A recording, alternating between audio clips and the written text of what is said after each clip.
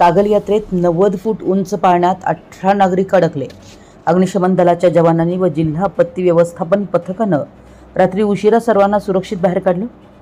कागल येथील गैबी उर्सात शुक्रवार दिनांक 24 रोजी रात्री मोठी घटना घडली आहे। मेळाव्यातील सुमारे 90 फूट उंच जायंट व्हील म्हणजे पाळणा अचानक बंद पडल्यानं जवळपास 2 तास 18 नागरिक त्यात अडकून पडले।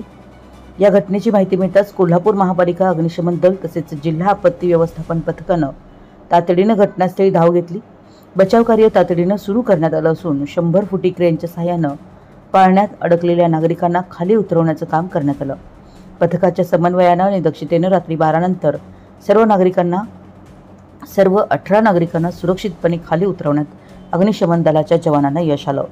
अचानक झालेल्या या प्रकारामुळे यात्रास्थळी काही काळ गोंधळाचं वातावरण निर्माण झालं होतं। पोलिसांनी तत्परतेनं परिसरात नियंत्रण ठेवत नागरिकांना सुरक्षित अंतरावर ठेवलं। सुदैवाने या घटनेत कोणतीही जीवितहानी झाली नाही। अग्निशमन दल व आपत्ती व्यवस्थापन पथकाच्या वेळेवर दाखवलेल्या तत्परतेमुळे मोठा अनर्थ टळला असं उपस्थित नागरिकांनी सांगितलं। आपल्या परिसरातील महत्त्वाच्या बातम्या पाहण्यासाठी आमच्या नवसंकेत न्यूज चॅनलला YouTube वर सबस्क्राइब करा आणि बेल आयकॉन प्रेस करा।